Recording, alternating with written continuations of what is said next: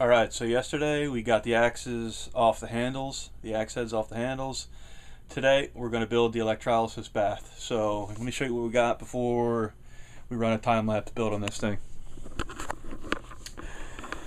So we got some rebar, our axe heads, some 16 gauge steel wire, obviously the drill, wire cutters, super washing soda, and 54 quart. Is it? Yeah, 54 quart container that we're going to run our electrolysis bath in. So I'll post a link to a couple of videos that I used for this setup. We also have a 1.5 amp Schumacher trickle charger. Now it does say that it has some brains. This thing was just under 20 bucks, so if this keeps shutting off on us, might have to take it back and get something a little beefy. Guys on Axe Junkies have been saying that if it thinks it's charged, it might stop charging and I'll have to come back and reset it. So I'll have to see. I'll have to keep an eye on that and see if the charging light goes out on it or not. But at least there is a light there to tell me. The thing is, just if it's doing the electrolysis and it thinks that the battery is charged, which obviously it's not hooked up to a battery, and shuts off, we're not making any progress. So with that, we're going to take the rebar. They're 18-inch pieces. We're going to stick them in here. I'm going to drill some holes, 2 holes in each corner, secure them with copper. Copper is going to connect all 4 corners. We're going to hook the battery charger up to the piece that's hanging and the steel rebar. And obviously this the steel wire is going to be used to hang the parts and connect to the parts. The copper is going to be used as the conductor for all the rebar to create the anodes. So one thing about this that other videos have said, you obviously want to be careful what metals you're putting in here. Some of them can, throughout the electrolysis process, give you chromium, which is really bad apparently. In here, the only thing that's going to be in is just, the rebar and the axe heads. Copper, you don't want to put in here. It turns your water green, and I've seen in previous videos where it might even start to plate a little bit, give you a little bit of a copper plating on your axes, which would probably buff out, but you don't want it. Obviously stainless steel you don't want to put in here. I think that's the biggest recommendation, that you don't throw in here for chromium. So just be aware of what's going on. Really what's happening as well is the water and the superwashing soda mix is creating the electrolysis process is blasting the water molecules apart into hydrogen and oxygen. So you're going to have concentrated hydrogen, concentrated oxygen. If it gets if I left the lid on this thing, kept it totally sealed, and tried to throw a spark to it, it might, wolf up on us, flame up. So when this thing is running, I'm just going to be running a fan in here, so nothing really gets concentrated. Not a huge concern, but it's definitely something worth mentioning. So that's it. Let's get building this thing. We'll show you when it's all set.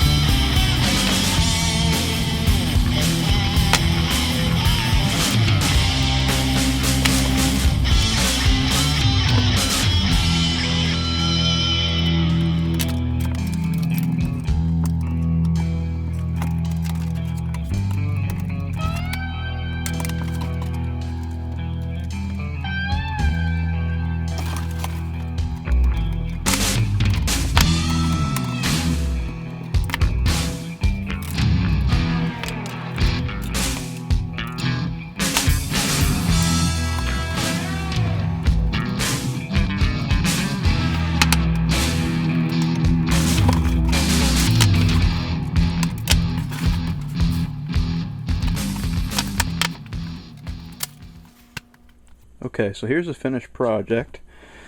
Tub, anodes.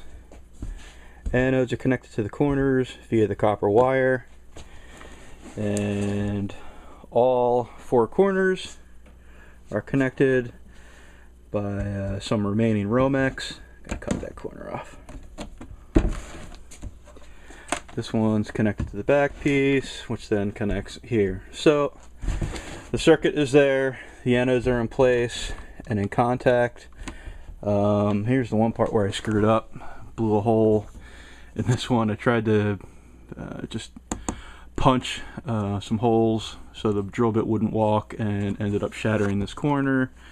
So technically I can't fill above, you can't see it on the camera, but there's a line here which will keep me about ½ inch above the lowest crack, which will easily fit the axe heads, but blew apart my $7 basin, that's for sure. It'll still work. So that's it. Let's get this thing hooked up and we'll give you one last final look.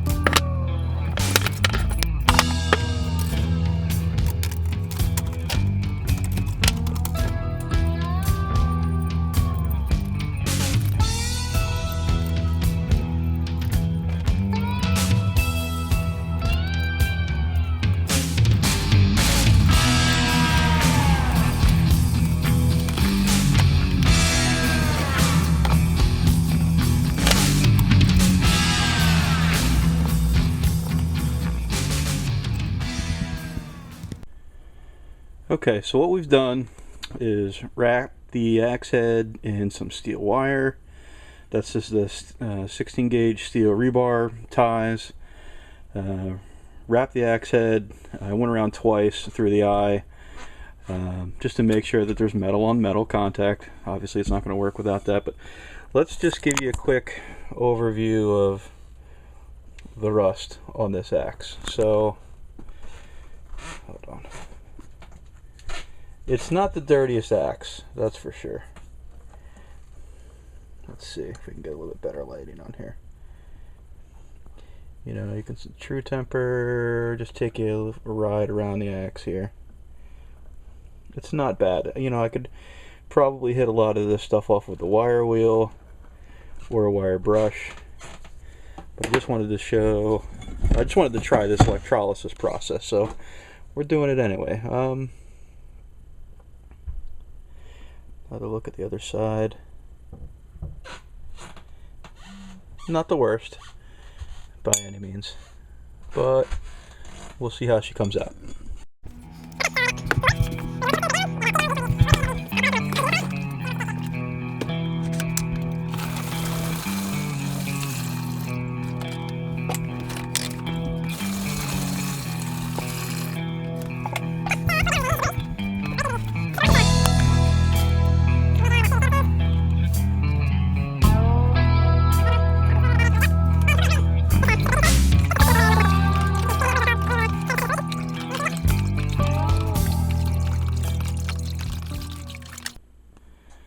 Okay, so here's what we got.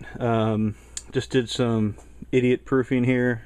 I just marked a positive on a corner, negative for the part. The only thing I'm curious about is, let's see if I get the flashlight on here.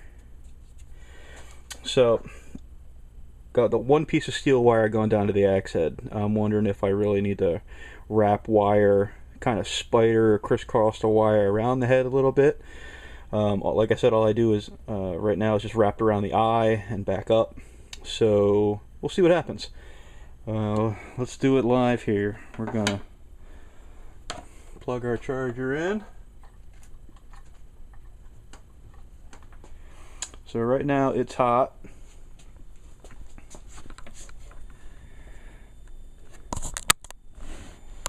Don't see anything happening on the charger. That's never a good sign. Okay, so it took some finagling to get this thing to actually work. Just hooking it up, it didn't charge. So we'll see what happens. When I was metering everything to make sure all our circuits were connected, we were good. But what I noticed was when I was just testing to make sure that the charger was outputting with the meter, it kicked it on to charge. So what I did was I just hooked it up to the meter, plugged it in, and it went to charge. It was reading actually 16 volts output, so I knew it was working.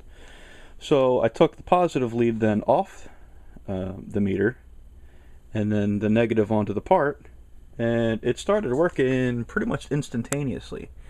You can see, it's tough with the focus, but that back corner is definitely smoking, or bubbling rather, and this front edge is as well.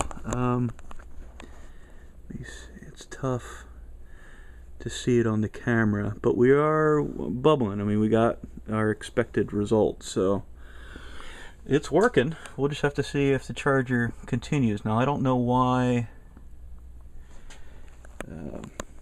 the charger was giving us that issue, but if that's a trick that might work for you, again, I just hooked the leads up to the charger or the meter to make sure that she was outputting, and you know, set it to 20 volts DC, and she was reading 16. So that kicked off the charge. We then took the leads and hooked them up here, and we were good to go. So let me dip in here real quick. I'll try to get you some macro shots. I don't know if that's in focus, guys. Got to be careful not to contact anything on the sides, but there's some bubbles for you.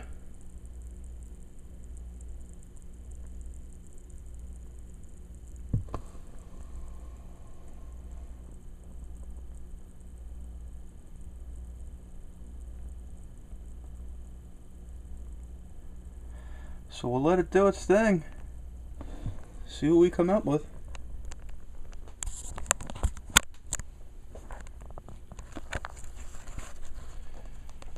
Okay, so we'll give it a couple hours. It's 10 o'clock right now, so maybe we'll hang out for another 2 hours. If not, we'll check in the morning. Stay tuned. Alright, here we go.